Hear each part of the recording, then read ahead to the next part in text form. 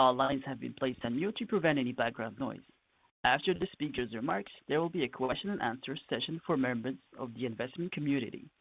If you would like to ask a question during this time, simply press star then the number 1 on your telephone keypad. If you would like to withdraw your question, press star 2. During the call, management may make projections or other forward-looking statements regarding future events or future financial performance. Actual performance, events, or results may differ materially. Additional information or factors that could affect Crescent Point's operations or financial results are included in Crescent Point's most recent annual information form, which may be accessed through the Crescent Point SEDAR or EDGAR websites or by contacting Crescent Point Energy. Management also calls your attention to the forward-looking information and non-GAAP measures sections of the press release issued earlier today. I will now turn the call over to Greg Brixa, President and Chief Executive Officer at Crescent Point. Please go ahead, Mr. Brixa. Thank you, Operator.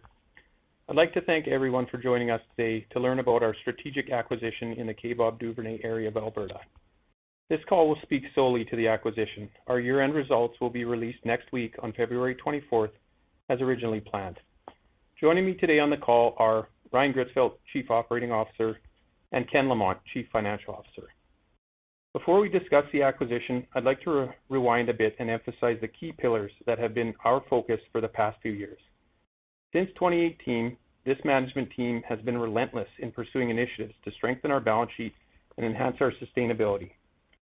We have achieved great success through these initiatives and have significantly reduced our net debt, lowered our cost structure, flattened our decline rate, and implemented a returns-based capital allocation framework.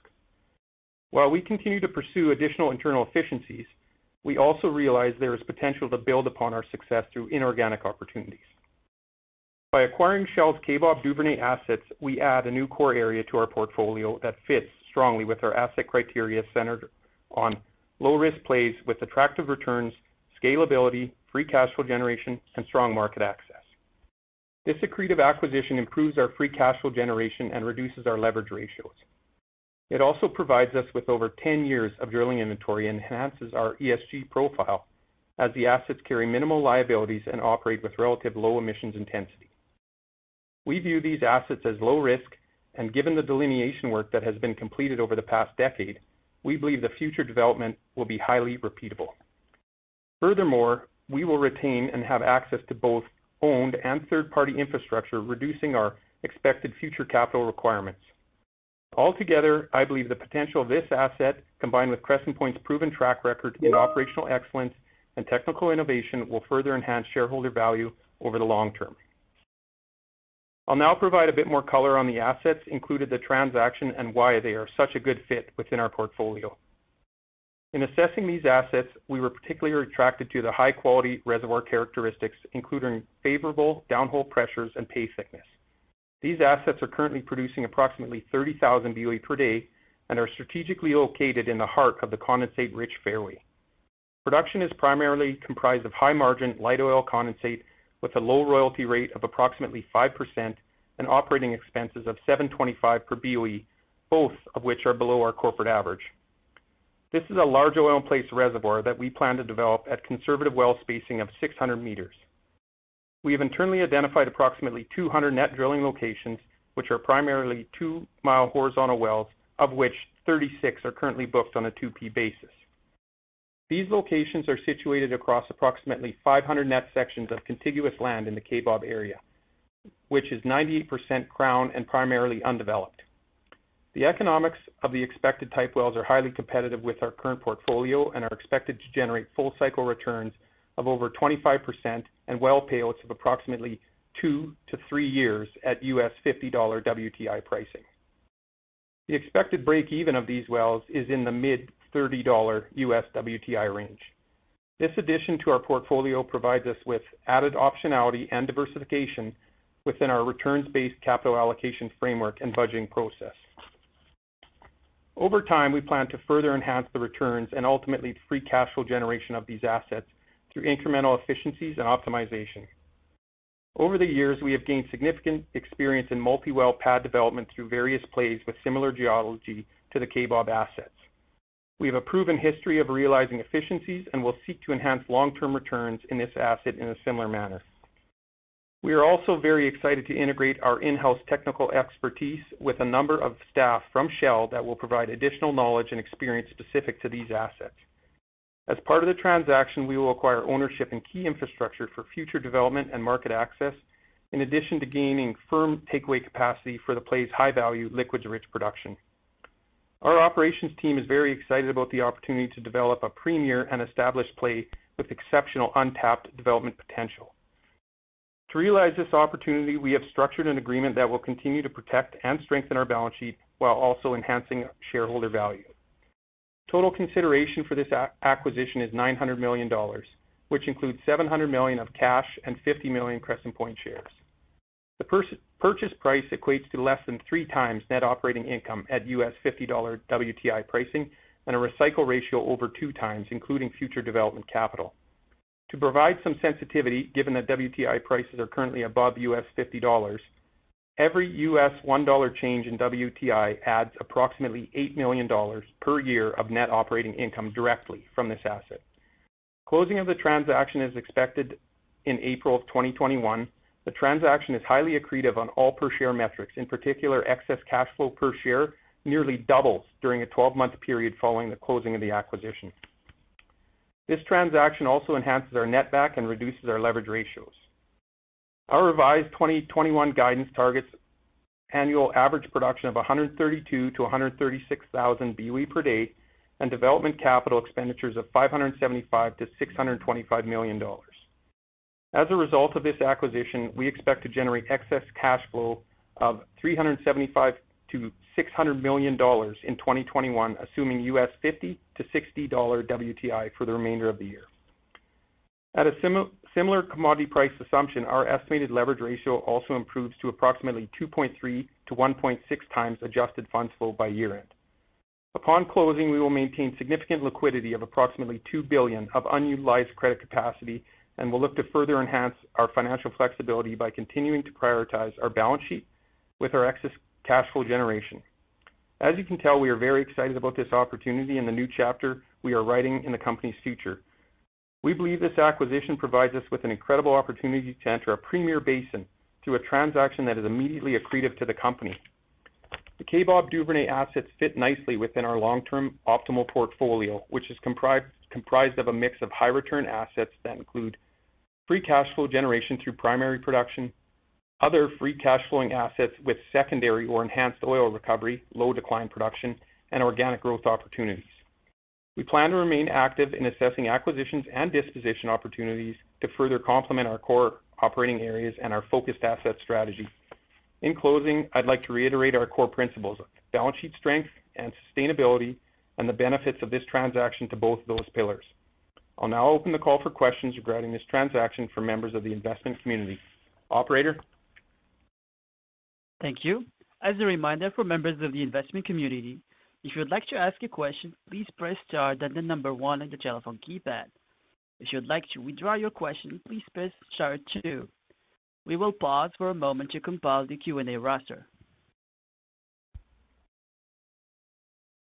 The first question comes from the line of Patrick O'Rourke with ATB Capital Markets. Your line is now open. Oh, hey guys, great deal. We know these assets well over here, and we really like them. Just a few questions. In terms of running these assets on the go-forward basis, it looks like you're going to bring them down to 25,000 BOE per day to run flat going forward. Is that kind of the right way to interpret that? And then in terms of the condensate cut, which is extremely impressive on these assets at 57%, is there any, if you run it at 25,000 flat, we've seen condensate volumes lean out a little bit over time on condensate-rich assets. How do you think about that product mix going forward in years 2, 3, 4, and beyond that? Well, thanks for the question. So production right now is averaging around, or running right around 32,000 BOE per day. We're going to bring that down to around 30,000 BOE per day. So that 24 that you quoted, keep in mind that this doesn't close till April, so we only have 9 months of production for the year. So that's what you're seeing there when we have that 24,000. So right going forward, we'll be running at 30,000 BOE per day. It fits nicely too within our corporate decline rate. So again, if you remember, Crescent Point entering this acquisition was around 25%. These assets are running right around 28% decline rate. So pro forma, the entity is going to be in that 25% range. So we're feeling really good about the operations and how that's going to move forward. As far as the condensate ratio, you know, you're right on there with the volumes of that. We don't see that fluctuating here over the next couple years. Things on that look very strong. So I'd pass it off to Ryan if he has any other comments around any of the production condensate ratios. Yeah, I think your observation is valid from our perspective. The condensate gas ratio, we feel kind of in the fairway that we're acquiring here. The CGRs do drop over time a little bit, you know, so on an IP30 basis, you know, we'll be 75%-ish liquids. And, you know, on a total reserves basis, when we're looking at our McDaniel's independent report, you know, we're closer to 65% liquids on a reserve basis. So, you know, which aligned very well with our internal assumptions as well. So the only thing I was just going to add, you know, backing up to the last comment as well. So keep in mind, we're going to run this asset flat at 30,000 BOE per day. And in a $50 price environment, it generates about $330 million a year in net operating income. And it'll take us about $180 million per year to sustain that level. So it's a significant free cash flow engine for us. And when you look at it on a per share metric, it basically doubles our free cash flow per share in the next 12 months at $50 WTI pricing. So it's significant on that front. Yeah. And then I know it still doesn't seem to be a big part of the business quite yet, but in terms of gas, you know, you're kind of in new territory here. Have you thought about, you know, how is the gas currently being marketed? You know, AECO's obviously the place to be on a transport-adjusted basis generally, or at least it has been this year, but have you looked at any diversification strategies, or should we expect those to, you know, play out maybe a little bit later on? So, I mean, that's one thing that we're going to continue to work through, but the other thing I would highlight for you still, you know, Crescent Point pro forma is still 74% oil and 12% NGL, so still very heavily liquid weighted. Our gas does move up on a percentage basis from 10% within the company to 14%. So again, still very heavy to both the light oil and condensate side. So we'll continue to work through the gas end and the marketing around that. We do have, and this asset does come with good agreements on that as well. So keep that in mind. That'll be things for us in the future as we add in more to this. Ryan, I don't know if you have any comments around on marketing or anything like that. No, I think on the marketing side, I mean, you know, I think we're really impressed, you know, with the infrastructure in place here. Shell has obviously invested a lot in and built a very strong infrastructure system from our point of view. So, and you know, with that combined with the agreements in place, you know, on C5, C3 plus, and the gas, you know, we feel really confident that everything is in place for us to execute our plan here for these assets. Okay, that's you know, sort of as I think we expect over here, but thank you very much. Thanks for the questions. Thank you. We have a following question from Travis Wood with National Bank. Your line is now open.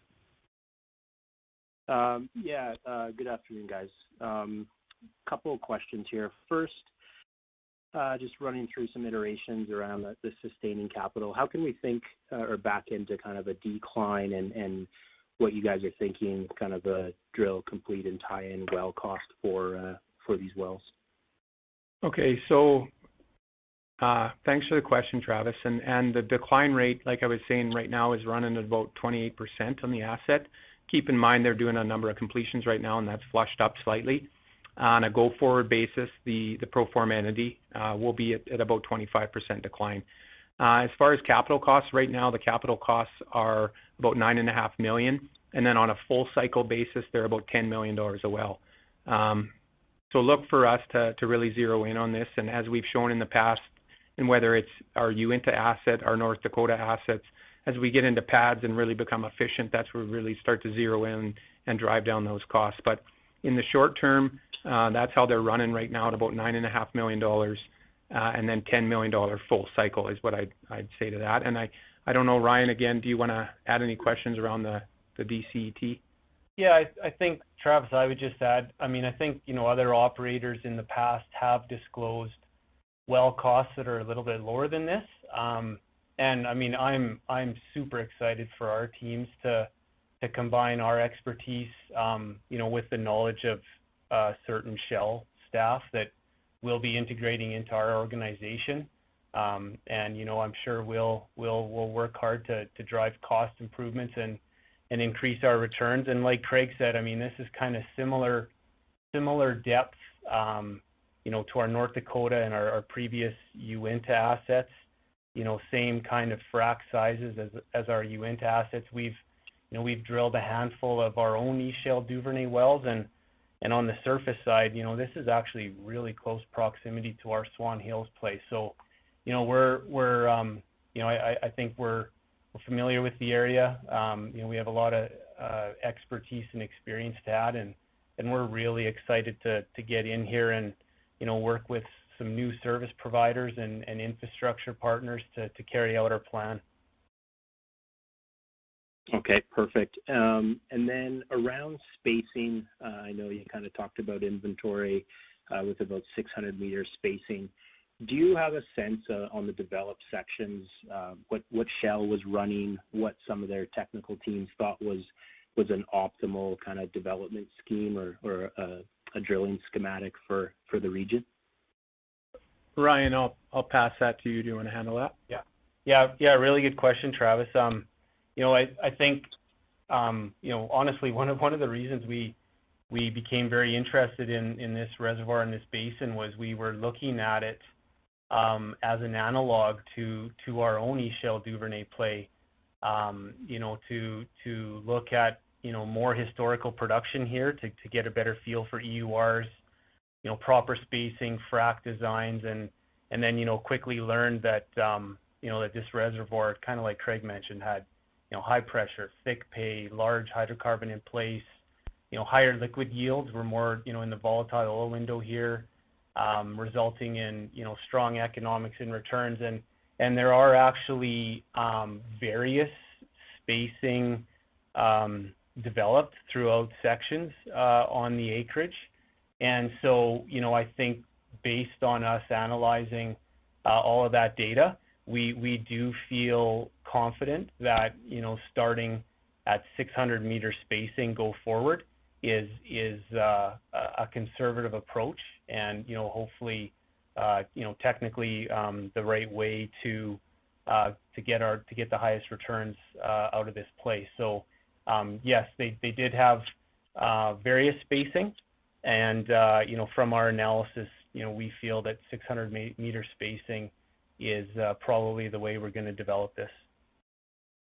Okay, perfect. And last question, I know that in the past, kind of over the last 10 years or so, the Eagle Ford was used as a bit of an analog with this part. Do you guys have a sense or any concerns around some of the parent-child issues that we've heard about in some of the U.S. plays, and do you see that potentially percolating up here within any kind of developed sections that Shell's already spent capital on? Yeah. So I think I think on all of the producing assets, I think we've taken that account into our decline analysis, and like I said, there is some really good data on various spacings within the core area that Shell has drilled up. We've ran some pretty detailed reservoir models, to show that, there can be some depletion when you're looking at, 400 meter spacing or less, and that's why, like I say, current plans will be to develop this at 600 meter spacing. and that's how we're getting the EURs that we're coming up with. Okay, that's awesome. The other thing I would add to that, Travis, is keep in mind there's a large position of this land base is undeveloped. So we're going to be getting in there and developing it at our spacing, which in our view is conservative on that 600 meters. So. Okay, and to Patrick's comment, the way I guess we think about this is potentially kind of 20 wells a year or so, just kind of go forward. It's about 18 wells a year. Go forward, and to run it flat around, like I say, that 30,000 BOE per day. So call it $180 million to sustain it, and it's at generating $330 million a year in net op income at $50 pricing. So again, you can see how that starts to torque up as oil starts to move in the right direction. Okay, thanks for taking my questions. Yeah, thanks, Travis. As a reminder for members of the investment community, if you